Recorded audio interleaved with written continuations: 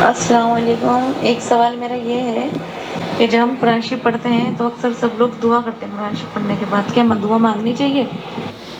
नहमदुहु व नुसल्ली अला रसूलिहिल करीम अम्मा बाद। आप देख रहे हैं नूर टीवी जद्दा और मैं हूं आपका दोस्त, आपका होस्ट मोहम्मद आकिल। इससे पहले कि मैं सबा आपको आपके सवाल का जवाब दूं, मुझे ये बताइए कि मैं अपनी वीडियोस दो तरह से रिकॉर्ड करता हूं। एक तो फेसिंग मॉनिटर, कैमरा मेरे सामने है और आप बैकग्राउंड में मेरे इस रूम को देख सकती हैं या रूम को देख सकते हैं। फ्रेंकली स्पीकिंग, मैं आप तमाम अपने व्यूवर से राय चाहता हूँ। दूसरे ये कि मैं कैमरा अपनी पुष्ट पे उधर रख लेता हूँ और आप इस रुख को, जो मेरी दीवार पर यूट्यूब का एक सिल्वर बटन लगा हुआ है, रखा हुआ है, उसको भी आप देख सकते हैं और मेरे मॉनिटर को भी देख सकते हैं। तो दोनों व्यूज़ में प्लीज़ मुझे बताइएगा कि कौन सा व्यू आपको ज़्यादा पसंद है। मुझे उम्मीद है कि आप समझ गए होंगे। सिर्फ आपको बताना है कि रूम का व्यू ज़्यादा अच्छा लगता है या मॉनिटर का।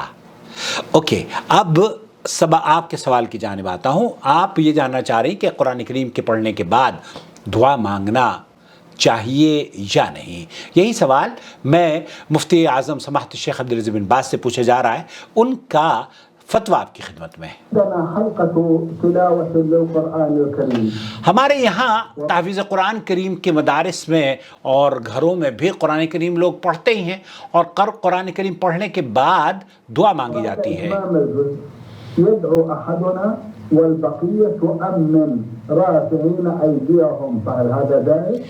हम कुरान करीम को पढ़ने के बाद दुआ के लिए हाथ उठा लेते हैं और बहुत सारे लोग आमीन भी कहते रहते हैं।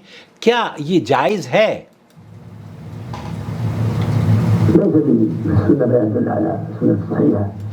लैसा फी सुन्नत सहीह मा यदुल्लु अला हाज़ा। शेख फरमा रहे हैं कि ये सही सुन्नत से साबित नहीं है कि आप अलैहिस्सलातु वस्सलाम इस तरह का अमाल या सहाबा इस तरह का अमल किया करते हों। लेकिन अगर कोई आदमी बादल अहयान कभी कभार कर लेता है और दुआ मांग लेता है तो कोई हरज नहीं है। फला बास इदा फ़अल बादल अहयान। अगर एक आदमी कुरान करीम के बाद इस तरह की आदत बना लेता है तो शेख फरमा रहे हैं कि फिर मुझे उसकी कोई दलील का पता नहीं है।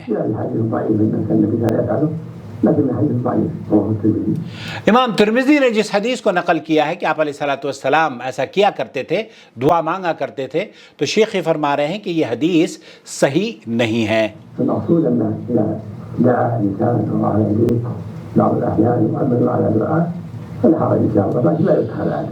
आप एक शख्स अगर कुरान पढ़ता है और वो दुआ कर लेता है तो कोई हरज नहीं है, और हाथ उठा लेता है तब भी कोई दुआ, कोई मुबालगा और कोई ममनू नहीं है। लेकिन ये समझना कि ये मसनून अमल है, इसलिए उसके लिए उसको मसनून साबित करने के लिए सही हदीस से इस्तेदलाल लेना होगा और सही हदीस का वजूद ना होने की बुनियाद पर यह कहा जाएगा कि अल्लाह के रसूल सल्लल्लाहु अलैहि वसल्लम से ये साबित नहीं है। अब अगर कोई आदमी ये करता है फबिहा, क्योंकि आप कुरान करीम के बाद दुआ करना चाहते हैं तो कर सकते हैं, लेकिन क्योंकि दुआ करने के लिए कोई भी वक्त मुकर्रर नहीं है।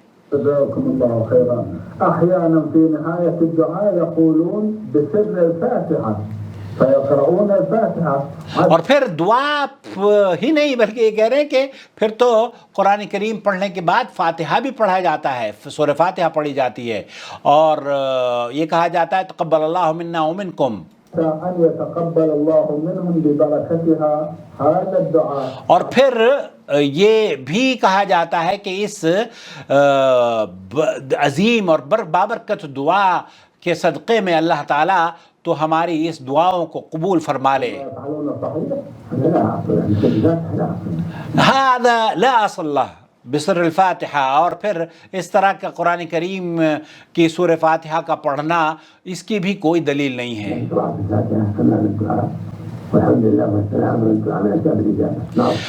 اب اگر کوئی ایک آدمی یہ کرتا ہے کہ وہ دعا سے پہلے سورہ فاتحہ پڑھتا ہے یا درود شریف پڑھتا ہے اور اللہ کی حمد و ثنا بیان کرتا ہے، تو یہ تو ایک بات سمجھ میں آتی ہے کہ اس نے اپنے رب کو راضی کرنے کے لیے نبی کریم صلی اللہ علیہ وسلم کی جو سنت بعض احادیث میں وارد ہوئی ہے اس پر عمل کرتے ہوئے یہ کہا جا سکتا ہے کہ اس نے دعا کی جو قبول ہونے کی وجوہات ہیں اس پر عمل کیا ہے، لیکن ایسا ہرگز نہیں ہے کہ ایسے ہی دعا قبول ہوگی، بلکہ یہ ایک ایسی چیز ہے جس کا قرآن و حدیث میں کوئی ثبوت نہیں ملتا. إذا قرأ الفاتحة أو حمد الله وصلى على النبي صلى الله عليه وسلم ثم يتوب ولا حديث مثل الفاتحة. اور یہاں یہ فاتحہ کا پڑھنا اور کسی طرح کا خاص طور پر دعا کرنے کے بعد قرآن کریم پڑھنے کے بعد یہاں بلکہ یہ بھی لکھا ہے کہ امام نسائی رحمۃ اللہ علیہ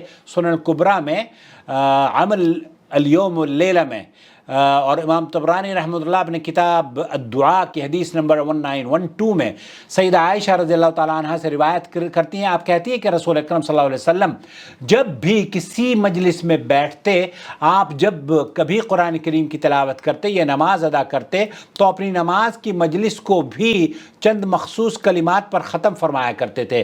اس پر میں نے عرض کیا اللہ کے رسول صلی اللہ علیہ وسلم، آپ کو جب میں کسی مجلس میں بیٹھے ہوئے دیکھوں، چاہے آپ قرآن کریم کی تلاوت کریں یا نماز پڑھیں، تو آپ مخصوص کلمات کہتے ہیں. تو آپ صلی اللہ علیہ وسلم نے فرمایا ہاں عائشہ تم صحیح کہتی ہو، میں اس لیے ان کلمات پر اپنی مجلس کا اختتام کرتا ہوں تاکہ اگر کوئی خیر کی بات کہی گئی ہو تو اس پر خیر کی مہر ثبت ہو جائے، اور اگر کسی نے کوئی بری بات کہی ہو تو یہ دعا اس کے لیے کفارہ بن جائے. اور وہ دعا کیا ہے؟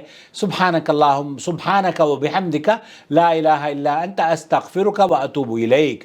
تو پاک ہے، تیرے لیے ہی تعریفیں ہیں، تیرے سوا کوئی معبود برحق نہیں، میں تجھ سے بخشش طلب کرتا ہوں اور تیری طرف ہی رجوع کرتا ہوں. علامہ البانی نے اس حدیث کو صحیح قرار دیا ہے. حدیث رسول صلی اللہ علیہ وسلم نے واضح فرمایا ہے کہ یہ کفارہ مجلس کی دعا ہے اور دعا مجلس کے اختتام پر پڑھی جاتی ہے. علامہ سندھی رحمۃ اللہ علیہ کہتے ہیں کہ اس کا مطلب یہ ہے کہ کفارۃ المجلس کی دعا خیر کو اس مجلس کے لیے ثابت کر دے، یعنی اسے قبولیت کے قریب کر دے اور نیکی کے مسترد ہونے کے امکانات معدوم ہو جائیں. دوسری بات، قرآن کریم کی تکمیل اور ختم قرآن کے موقع پر کوئی خاص دعا ثابت نہیں ہے.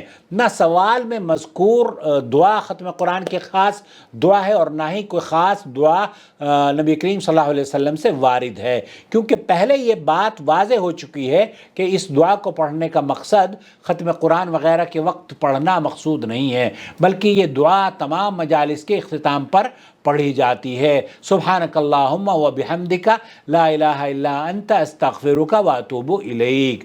تو البتہ اتنا ہے کہ اہل علم حضرات قرآن کریم کی مجالس میں حاضری کو مستحب قرار دیتے ہیں، اور امام نووی رحمۃ اللہ علیہ کہتے ہیں کہ ختم قرآن کی مجالس میں حاضری تاکیدی طور پر مستحب ہے. اسی طرح ابن قدامہ کہتے ہیں کہ ختم قرآن کے وقت اپنے اہل خانہ کو دعا میں شرکت کے لیے جمع کرنا یہ بھی مستحب ہے. امام احمد بن حنبل کہتے ہیں کہ سیدنا انس رضی اللہ تعالیٰ عنہ قرآن کریم کی تکمیل کے وقت اپنے اہل خانہ اور بچوں کو جمع کر لیا کرتے تھے. یہی عمل سیدنا ابن مسعود اور دیگر صحابہ سے بھی منقول ہے. تو جو بات واضح ہوئی یہاں پر کہ نبی کریم صلی اللہ علیہ وسلم سے کوئی خاص دعا قرآن کریم کے بعد پڑھنے کے بارے میں تو موجود نہیں ہے. البتہ اگر آپ کوئی دعا کرنا چاہتی ہیں فبہا، البتہ مجلس کے اختتام پر یہ دعا ضرور پڑھنی چاہیے جو کہ میں آج اس مجلس کے اختتام پر پڑھ رہا ہوں. سبحانک اللہم و بحمدک لا الہ الا انت استغفرک و اتوب الیک. والسلام علیکم ورحمۃ اللہ وبرکاتہ. وما أرسلنا من قبلك إلا رجالا نوحي إليهم فاسألوا أهل الذكر إن كنتم لا تعلمون. بالبينات والزبر وأنزلنا إليك الذكر لتبين للناس ما نزل إليهم ولعلهم يتفكرون. أفأمن الذين مكروا السيئات أن يخسف الله بهم الأرض أو يأتيهم العذاب من حيث لا يشعرون